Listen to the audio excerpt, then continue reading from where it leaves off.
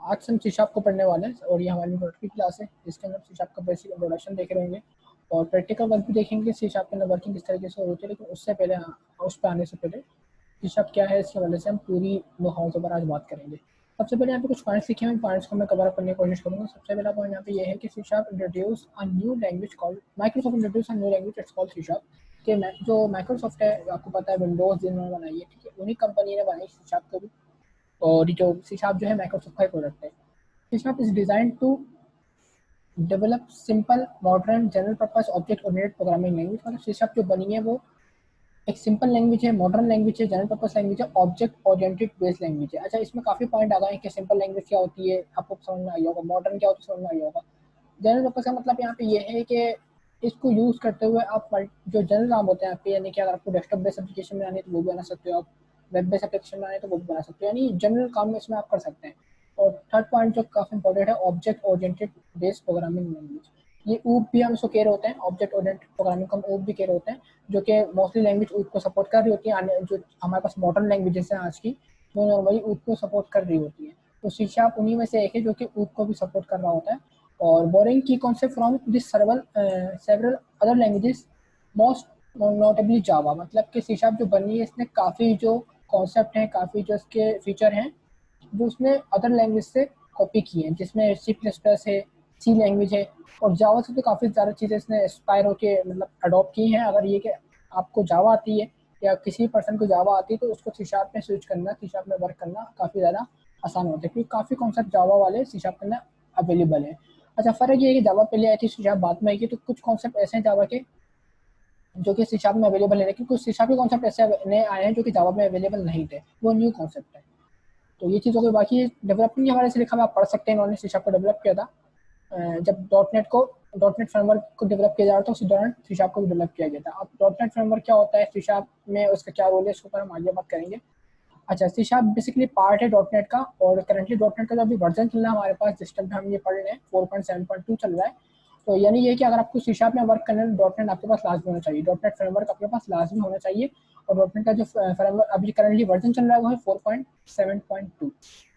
अच्छा, फिर है कि हम सी शार्प को कहाँ कहाँ यूज़ कर सकते हैं। हमने यहाँ पे बात करती है जनरल पर्पस है लैंग्वेज ये, तो इसको हम कहाँ कहाँ पे यूज़ कर सकते हैं। तो सबसे पहले बात करते हैं विंडोज एप्लीकेशन की, कि यूजिंग कंसोल बेस्ड एप्लीकेशन और विनफॉर्म एप्लीकेशन। दो तरीके होते हैं आपके पास, या तो कंसोल बेस्ड आप एप्लीकेशन बना सकते हो जो कि विंडोज पर रन हो जाएगी, या तो फिर आप विनफॉर्म बेस्ड एप्लीकेशन बना सकते हो जो कि विंडोज पर आपकी रन हो जाएगी।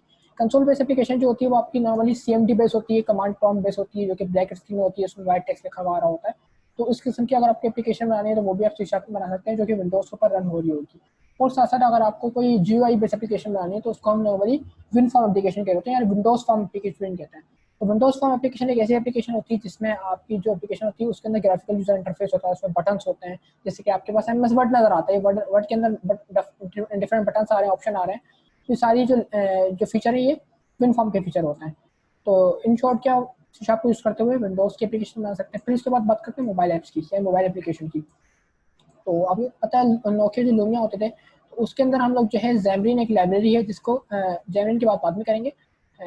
नोकिया लूमिया के अंदर बेसिकली आप जो है सी शार्प को यूज करते हुए नोकिया लूमिया के ऐप्स बना सकते हैं। ऐसी एप्लीकेशन जो कि नोकिया लूमिया मोबाइल के ऊपर या विंडोज बेस्ड मोबाइल के ऊपर रन हो सकती है, वो आप इजीली सी शार्प को यूज करते हुए बना सकते हैं। लेकिन अब जो दौर है वो बेसिकली एंड्रॉइड का और आईओएस का दौर है। तो आईओएसओ के लिए या फिर एंड्रॉइड के लिए अगर आपको एप्लीकेशन बनानी है सी शार्प को यूज करते हुए, तो उसके लिए जैमरिन एक फ्रेमवर्क आता है, उसको आप यूज कर सकते हैं। इसके थ्रू क्या होगा, जैमरिन आपके सी शार्प के कोड को एंड्रॉइड के साथ और आईओएस के साथ जो है कन्वर्ट कर देगा, और आपका जो एक ही कोड होगा सी शार्प का वो एंड्रॉइड मोबाइल के ऊपर भी चल रहा होगा, आपके आई फोन के ऊपर भी चल रहा होगा, और आपके लूमिया मोबाइल जो होते हैं विंडोज फोन जो होते हैं उसके ऊपर भी रन हो रहा होगा। और डेस्कटॉप के ऊपर तो ये वैसे बात रन हो ही रहा है। यानी इसने क्या किया, डेस्कटॉप की भी मार्केट ले ली सी शार्प ने और मोबाइल की भी मार्केट काफी अच्छे से कैप्चर कर ली। यानी मोबाइल बेस्ड एप्लीकेशन भी आप सी शार्प को यूज करते हुए बना सकते हो, और डेस्कटॉप बेस्ड एप्लीकेशन भी आप सी शार्प को यूज करते हुए बना सकते हैं। फिर है वेब एप्लीकेशन, यानी यूजिंग ASP.NET MVC या फिर ASP.NEट वेब फॉर्म्स। ये दो टेक्नोलॉजीज अवेलेबल हैं आज के तौर पे। ASP.NEट MVC चल रही है, वेब फॉर्म नहीं चलते आज। तो इन दो को यूज करते हुए आप क्या कर सकते हैं, mobile basically web based application बना सकते हैं जो कि ब्राउजर के ऊपर चल रही होती है। आप वेब बेस्ड एप्लीकेशन क्या होती है, जो कि आप देखते हैं फेसबुक हो गई, गूगल हो गई, इस टाइप की एप्लीकेशन जो कि ब्राउजर के ऊपर रन होती है। तो अगर आपको इस टाइप की एप्लीकेशन बनानी है तो उसके लिए भी आप क्या करेंगे, सी शार्प को यूज में ला सकते हैं। यानी आप सी शार्प में देखें ना आप कितनी ज्यादा ये अपनी चीजों को कवर कर रहा है। इसने विंडोज़ एप्लीकेशन को भी ले लिया, मार्केट इसकी भी कैप्चर कर ली, मोबाइल फ़ोन की मार्केट भी कैप्चर कर ली, वेब एप्लीकेशन की मार्केट भी कैप्चर कर ली, और लास्ट नॉट लीस्ट मतलब यहाँ पे जो लास्ट लिखा हुआ है गेमिंग एप्लीकेशन, इसमें काफ़ी मेजर रोल है यूनिटी का। यूनिटी 3D भी कह रहे होते हैं हम उसको। तो इसमें क्या होता है, गेम इंजन के थ्रू गेमिंग बन रही होती है, यानी कि आप जो गेम बनाते हैं गेम के अंदर, तो ऑब्वियसली बात है 50 चीज़ें होती है उसमें, आप ग्राफ भी इन्वॉल्व होता है, आपकी उसमें लॉजिक भी लग रही होती है, उसमें गेम इंजन भी यूज हो रहा होता है, उसमें रेंडरिंग भी होती है, 50 चीज़ होती है उसके अंदर। लेकिन बैकएंड के ऊपर जो कोडिंग होती है वो सी शार्प के थ्रू आप कर सकते हैं। यानी गेम के मार्केट को भी सी शार्प ने टारगेट कर लिया है। यानी सी शार्प की मैं यहाँ पे बता रहा हूँ कि वैरायटी कितनी ज़्यादा वास्ट है कि यहाँ पे mobile based application, desktop based application, web based application and even mobile gaming application भी आप सी शार्प को यूज करते हुए बना सकते हैं।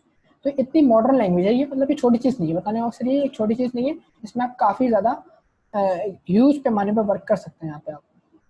फिर उसके आगे कुछ बातें लिखी हैं, C sharp code theoretically be compiled to machine code but in real life it's always used to combination with dot net frameworks. इसके हवाले से बात कर लेते हैं, ये क्या लिखा हुआ है। ये लिखा है थ्योरेटिकली अगर बात करें तो सी शार्प का जो कोड होता है वो कंपाइल कोड होता है। कंपाइल कोड होता है मशीन लैंग्वेज के अंदर, तब जाके जो है आप वर्क करो तो डॉट नेट के साथ। यानी सी शार्प में आप जो कोड लिखा आपने, ठीक है, वो बाय डिफॉल्ट कंप्यूटर आपको नहीं समझ सकता, उस कोड को समझने के लिए उसको कन्वर्ट करना पड़ेगा आपको मशीन लैंग्वेज के अंदर। वो मशीन कोड या मशीन लैंग्वेज में जो कोड कन्वर्ट होगा वो कंपाइलर के थ्रू कन्वर्ट हो रहा होगा, तो उसके लिए आपको डॉट नेट रिक्वायर्ड होता है, डॉट नेट फ्रेमवर्क रिक्वायर्ड होता है। Therefore application written in C sharp, another point पढ़ लें हम लोग। Therefore, application written in C# requires the .NET framework to be installed on your computer during the application development। Simple सी बात है यहाँ पे कि अगर आपको C# के अंदर वर्क करना है, C# के अंदर कुछ एप्लीकेशन बनानी है, कुछ सॉफ्टवेयर बनाना है, तो उसके लिए रिक्वायर्ड है कि आपके पीसी के अंदर, आपके लैपटॉप के अंदर .NET लाजमी इंस्टॉल होना चाहिए। Second point.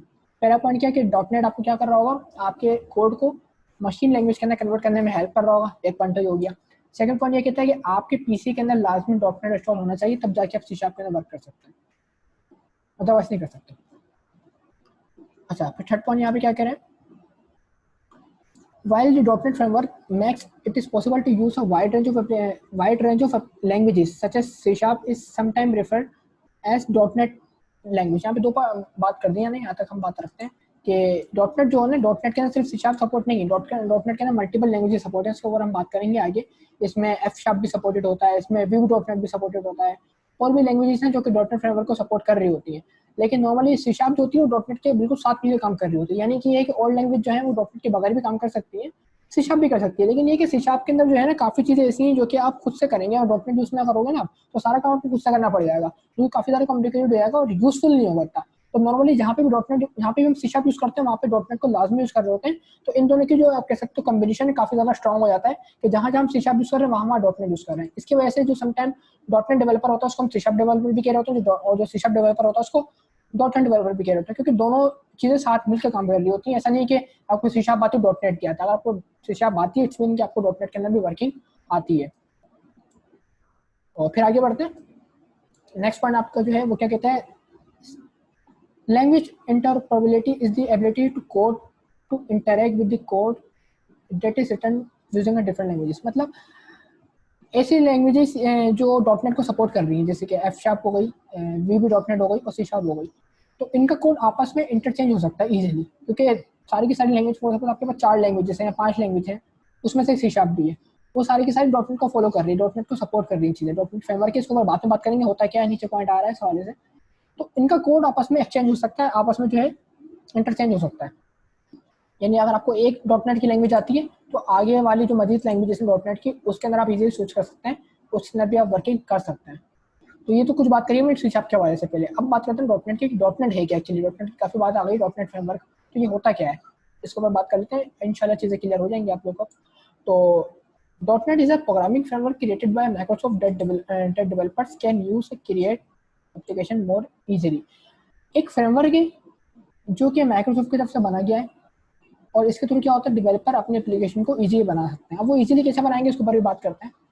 आप फ्रेमवर्क, पहले बात ये कि फ्रेमवर्क क्या होता है, फ्रेमवर्क के ऊपर यहाँ पे बात करी हुई है। Framework it is just a bunch of code that programmer can call without having right it explicitly. मतलब ये है कि यहाँ पे कोड आपको पूरा नहीं लिखना, .NEट फ्रेमवर्क क्या करेगा, आपको बना बनाया कोड का बंडल प्रोवाइड कर देगा। आपको करना है क्या, फिर कोड को पूरा ही लिखना, कोड को सिर्फ कॉल करना होगा। जैसे जावास्क्रिप्ट में फंक्शंस पढ़े होंगे आप लोगों ने, या किसी भी प्रोग्रामिंग के अंदर फंक्शंस पढ़ते हैं। फंक्शन का काम क्या होता है कि कोड आपका जो है बना बनाया आपको मिल जाता है, फिर आप करें क्या, उस कोड को सिर्फ यूज कर लें। तो बजाय इसके कि आप एंटायर कोड खुद से लिख रहे हो, आपके पास डॉट नेट फ्रेमवर्क क्या करेगा, आपको सारा कोड, जैसे कि एक फंक्शन है प्रिंट करने का, प्रिंट करने का जैसे फंक्शन आप लिखते होंगे एमएस ऑफिस के अंदर, आप यहाँ पे देखेंगे इधर प्रिंट का फंक्शन होता है, ये आ गया प्रिंट का फंक्शन, ठीक है। ये आपके पास वर्ड में भी अवेलेबल है, ये एक्सेल में भी अवेलेबल है, पावर पॉइंट में भी अवेलेबल है, हर सॉफ्टवेयर में अवेलेबल है एमएस ऑफिस के। तो बजाय इसके कि मैं इस कोड को बार बार रिपीट करूँ, हर सॉफ्टवेयर में ऐड करूँ, मैं क्या करूँगा, इसको एक फ्रेमवर्क के अंदर पुट कर दूंगा, और उस फ्रेमवर्क को जहाँ जहाँ भी इस कोड की नीड होगी मेरे को प्रिंट करने की, कोड की एग्जाम्पल दे रहा हूँ, तो उस कोड को मैं यूज कर लूंगा, जस्ट कॉल कर लूंगा। जैसे कि बूटस्ट्रैप होता है आपके पास, बूटस्ट्रैप पढ़ा होगा आप लोगों ने सीएसएस के अंदर, तो वहाँ पे क्या होती है, क्लासेस होती हैं, क्लासेस को जहाँ जहाँ आप यूज करना है वहाँ आप क्या करेंगे, क्लासेस का नाम कॉल कर लेंगे और क्लास आपके पास रिट्रीव हो जाएगी। आप इंटायर कोड नहीं लिख रहे होते, तो यहाँ पे डॉट नेट का काम क्या होता है, आपका इंटायर कोड नहीं लिखना होता, वहाँ पे आपको कोड काफी हद तक सी शार्प का मिल जाता है, डॉट नेट के अंदर लिखा हुआ बना बनाया कोड हमें मिल जाता है। फिर it provide a controlled language environment where software can be develop, install and execute on Windows based operating system. Dot net से क्या होता है कि आपको ये प्रॉपर एनवायरनमेंट क्रिएट करके दे रहा होता है, जहाँ पे आप अपने विंडोज बेस्ड ऑपरेटिंग सिस्टम के सॉफ्टवेयर को इजीली डेवलप कर सकते हैं, इंस्टॉल कर सकते हैं एंड एग्जीक्यूट कर सकते हैं। अच्छा, फिर बात कर रहे हैं इसी की हम डॉट नेट की, तो it is basically a collection of libraries. मैंने बता चुका हूँ ये बंच ऑफ कोड है, तो बंच ऑफ कोड में क्या होगा, बेसिकली डिफरेंट लाइब्रेरीज होंगी, कि प्रिंट करने की अलग लाइब्रेरीज है, फॉन्ट को इंक्रीज करने की अलग लाइब्रेरीज है, इंटरनेट से कनेक्टिविटी करने की अलग लाइब्रेरी है, ठीक है, डिफरेंट काम करने की अलग अलग लाइब्रेरीज हैं। तो सारी लाइब्रेरीज मिलकर क्या बना रही होती है, एक फ्रेमवर्क बना रही होती है। और it is a programming platform that is used for development Windows, web based and mobile software. हम पहली बात कर चुके हैं डॉट नेट से क्या होता है कि आप Windows based application, web based application और मोबाइल एप्लीकेशन जो है इजीली बना सकते हैं। It has a number of pre solution code, जैसे हमें शुरू में बताया कि डॉट नेट के अंदर क्या आपको बना बनाया कोड मिल जाएगा, that manage the execution of programs written specifically for the framework. मतलब यहाँ पे आपको प्री डिफाइंड प्री कोडेड कुछ सोल्यूशन मिल जाएंगे, छोटे छोटे काम करने हैं आपको, तो उसके लिए आपको छोटे काम भी बड़े काम भी सारे काम के लिए आपको बना बनाया कोड मिल जाएंगे। आपको करना क्या है, सी शार्प के अंदर उस कोड को सिर्फ इंप्लीमेंट करना है, उस कोड को सिर्फ यूज करना है, इंटायर कोड खुद से लिखना है। जैसे कि एचटीएमएल होती है, एचटीएमएल में अगर आपको वेबसाइट बनानी है तो वहाँ पे एचटीएमएल का पूरा स्ट्रक्चर, हेड, बॉडी वगैरह सब कुछ खुद से बनाना पड़ रहा होगा आपको। लेकिन डॉट नेट में क्या होता है, डॉट नेट में काफी कोड आपको प्री कंपाइल्ड प्री कोडेड मिल जाता है, तो वहाँ पे जो फंक्शंस वगैरह होते हैं सिर्फ आपको उनको यूज करना है। जैसे प्रिंट का फंक्शन है, तो प्रिंट के फंक्शन को सिर्फ आपको यूज करना पड़ेगा। फंक्शन काम कैसे करेगा, पहले से सेट हुआ है, तो पहले से रूल डिफाइन हुआ है, इसके फंक्शन काम कैसे कर रहा होगा, तो एक चीज ये होती है। फिर है programmer can develop application using one language supported by dot net, के यहाँ पे ये कि अगर आपको पहले भी बात कर चुके हैं, डॉट नेट की एक लैंग्वेज आती है यानी सी शार्प आती है, तो ये है कि डिफरेंट लैंग्वेजेस जो डॉट नेट को सपोर्ट कर रही होती हैं, जिसमें एफ शार्प है, वीबी डॉट नेट है, और भी लैंग्वेजेस हैं, तो आप उनमें अपने प्रोग्राम को इजीली स्विच भी कर सकते हैं, और वहाँ पे भी आपको इजीली सपोर्ट मिल जाएगी। यानी अगर आप चाहते हैं लैंग्वेज को चेंज करना है इन फ्यूचर, डॉट नेट के फ्रेमवर्क की लैंग्वेज को चेंज करना, आप सी शार्प से वीबी में जाना चाहते हैं, या वीबी में सी शार्प से जाना चाहते हैं, एएसपी में जाना चाहते हैं, तो इनमें ये कि आपको इजीली स्विच करना काफी आसान हो जाएगा। लास्ट पॉइंट यहाँ पे लिखा हुआ है, Microsoft introduce C sharp as a new programming language to address the problems posted by traditional language. यानी पुरानी लैंग्वेज जो थी आपके पास, सी लैंग्वेज हो गई, सी प्लस प्लस हो गई, जावा हो गई, तो उसमें जो मसले मसाइल आ रहे थे, उन मसले मसाइल को हल करने के लिए माइक्रोसॉफ्ट ने क्या किया, सी शार्प लैंग्वेज को इंट्रोड्यूस कर लिया, तो जाके जो मसले मसाइल वहाँ पे आ रहे थे उसको सॉल्व कर दिया जाए। अच्छा, ये पॉइंट जो था, ये यहाँ पे पॉइंट है, सी शार्प का पॉइंट है ये, इस तरीके से, ठीक है। डॉट नेट की बात नहीं, सी शार्प की बात कर रहे हैं हम लोग, कि सी शार्प का मकसद क्या लाने का, ताकि जो मसले पुरानी लैंग्वेजेस में आ रहे थे, ट्रेडिशनल लैंग्वेज हमारे पास जो थी उसमें जो मसले आ रहे थे उसको सॉल्व करने के लिए माइक्रोसॉफ्ट सी शार्प को लेके आया था, एक as a new programming language के तौर के ऊपर। अच्छा, फिर कुछ बातें यहाँ पे करी गई हैं CLR के हवाले से। CLR क्या होता है, काफ़ी इंपॉर्टेंट टर्म है, और एग्जाम वगैरह में भी, और आप जब भी डॉट नेट की बात करेंगे, इंटरव्यू वगैरह देंगे या सी शार्प की बात करोगे, तो वहाँ पे टर्म आएगी CLR, काफ़ी यूज होती है। इसका मतलब होता है कॉमन लैंग्वेज रन टाइम, ठीक है, इसकी फुल फॉर्म होती है कॉमन लैंग्वेज रन टाइम। ये है क्या, basically it is foundation dot net. यानी अभी हमने बात करी कि सी शार्प को रन करने के लिए डॉट नेट चाहिए, इतना समझ लिया, सी शार्प को रन करने के लिए डॉट नेट चाहिए, तो उसी तरीके से डॉट नेट को रन करने के लिए आपको आपके पास जो है CLR चाहिए। CLR क्या होता है, एक प्लेटफॉर्म होता है जो कि डॉट नेट को रन करवा रहा होता है, acts as an execution engine for the dot net framework. यानी ये बेसिकली क्या है, एज अ इंजन, जैसे किसी भी गाड़ी का इंजन होता है ना, जैसे आपको मूव करने के लिए गाड़ी चाहिए, आपको ट्रैवल करने के लिए गाड़ी चाहिए, और गाड़ी को मूव करने के लिए इंजन चाहिए, तो उसी तरीके से सी शार्प को यूज करने के लिए आपको डॉट नेट चाहिए, डॉट नेट फ्रेमवर्क चाहिए, और डॉट नेट फ्रेमवर्क को यूज करने के लिए आपको CLR चाहिए, जो कि आप खुद से डाउनलोड वगैरह नहीं करोगे, जब विजुअल स्टूडियो डाउनलोड करेंगे सारी चीज़ आपको ऑटोमेटिक कंपाइल मिल जाएंगी, आपको ऑटोमेटिक कॉन्फ़िगर मिल जाएंगी चीज़ें, ये आपको खुद से चीज़ों को मैनेज नहीं करना होगा यहाँ पे। तो एक चीज़ ये हो गई इसके वजह से। फिर यहाँ पे manage the execution of the program and provide a suitable environment for program to run. यानी प्रोग्राम जो आप कर रहा होगा तो ये बाकायदा मैनेज कर रहा होगा आपका प्रोग्राम रन कैसे हो रहा है और कौन सा इन्वायरमेंट्स को प्रोवाइड करना है, यानी सारे प्रोग्राम के एग्जीक्यूशन से लेकर जो अबॉर्ड हो रहा होता है प्रोग्राम, ठीक है, कैंसिल हो रहा होता है, क्लोज हो रहा होता है, ठीक है, वो सारा काम जो है CLR मैनेज कर रहा होता है। यानी ये कोर कॉन्सेप्ट है जो कि आपके प्रोग्राम को रन करने के लिए एज अ मतलब कह सकते हो इंजन के तौर पर वर्क कर रहा है। इंजन यहाँ पे हमने मेंशन भी किया हुआ है, एग्जीक्यूशन इंजन है ये आपके प्रोग्राम का। इन प्रोग्राम का फ्लो क्या होगा, प्रोग्राम कहाँ से स्टार्ट होगा, कहाँ पे क्लोज होगा, ये सारी चीजें CLR मैनेज कर रहा है। Provides a multiple language execution environment, यानी वही बात के जब CLR डॉटनेट का सपोर्ट कर रहा है, डॉटनेट क्या आपको पता है मल्टीपल लैंग्वेज को सपोर्ट कर रहा है। इट्स मीन के CLR जो आपके पास अवेलेबल है उसके अंदर भी मल्टीपल लैंग्वेज की जो सपोर्ट है, मल्टीपल लैंग्वेज का जो एग्जीक्यूशन है, एग्जीक्यूशन इन्वायरमेंट है वो आपको मिल जाता है। आप VP में वर्क करें, आप ASP.NET में वर्क करें, आप C# में वर्क करें, सब जगह आपको CLR मिल जाएगा और CLR आपको हर जगह अलग अलग प्लेटफॉर्म के ऊपर हेल्प कर रहा होगा अपने अपने तरीके से।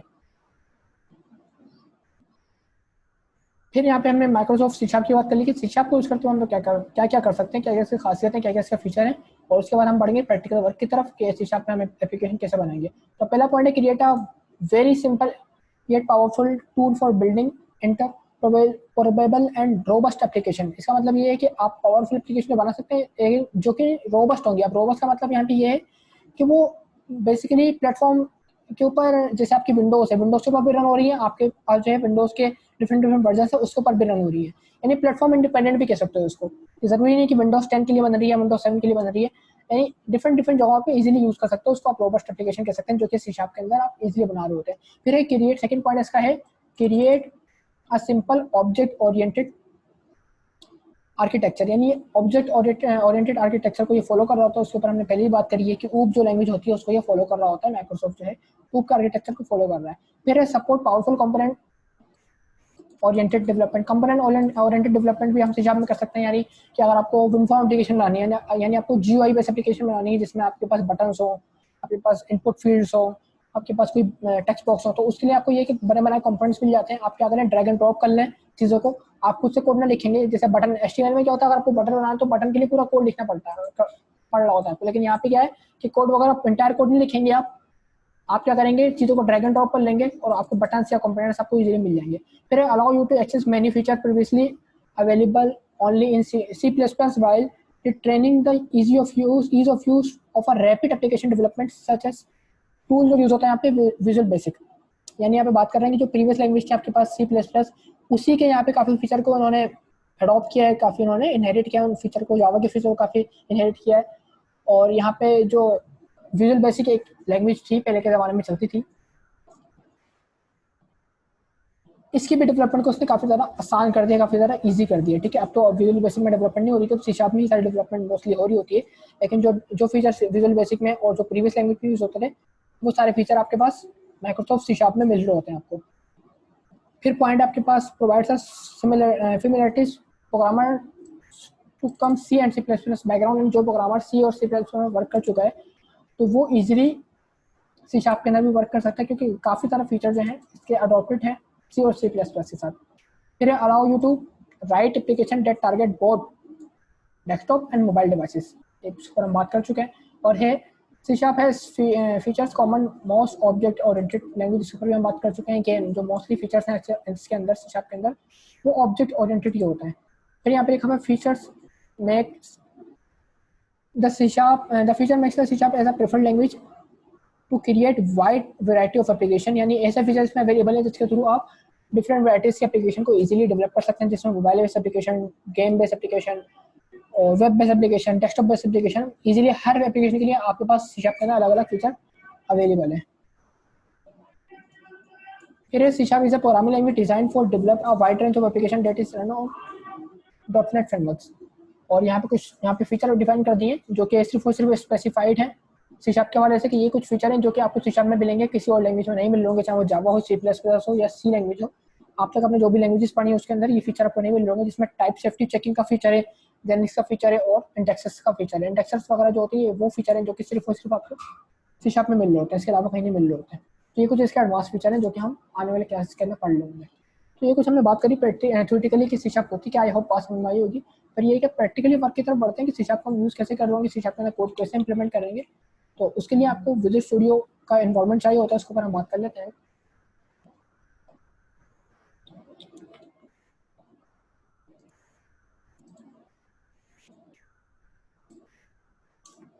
आपको एक आईडी ही चाहिए जिसका नाम है विजुअल स्टूडियो।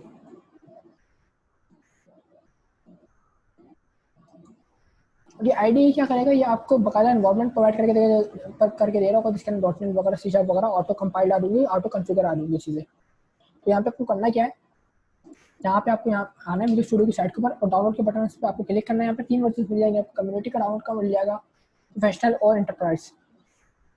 कम्युनिटी को आप डाउनलोड करने के बाद आपके पास इस तरीके से इंस्टॉलर ओपन होगा। इंस्टॉलर ओपन होने के बाद आप मॉडिफाई के बटन पर क्लिक करेंगे और यहाँ पे अपने पैकेजेस को डाउनलोड करना है। आपके पास जो भी आपको पैकेज चाहिए वो normally .NET desktop based application ये पैकेज चाहिए, इसको चेक कर लें और इंस्टॉल के बटन पे क्लिक करिएगा तो इंस्टॉल हो जाएगा। मैंने ऑलरेडी काफ़ी ज़्यादा पैकेजेस इसमें इंस्टॉल किए हैं। आपको सिर्फ अभी फिलहाल के लिए जब आप C# में वर्क कर रहे हैं तो आपको .NET डेवलपमेंट का जो डेस्कटॉप वेरिएंट है, डेस्कटॉप पैकेज ये चाहिए। इन फ्यूचर जब हम वेब बेस्ड एप्लीकेशन पर वर्क कर रहे होंगे तो आपको ये पैकेज भी चाहिए होगा। जब आप मोबाइल एप्लीकेशन बना रहे होंगे तो उसमें आपको ये पैकेज भी चाहिए होगा। आप ये इंस्टॉल करने के बाद आपका विजुअल स्टूडियो रन हो जाएगा वर्किंग के लिए और देन आप इसके अंदर फर्दर प्रैक्टिकल वर्क कर सकते हैं। प्रैक्टिकल वर्क की तरफ हम नेक्स्ट क्लास में आएंगे। जब तक के लिए क्लास को इंटर करते हैं। आगे हम फर्दर इसका प्रैक्टिकल देखेंगे। प्रैक्टिकली तौर पे C# को विजुअल स्टूडियो के अंदर किस तरीके से लिख रहे होते हैं, तो ये सब चीज़ें हम नेक्स्ट क्लास में देख रहे होंगे। जब तक के लिए अल्लाह हाफिज़।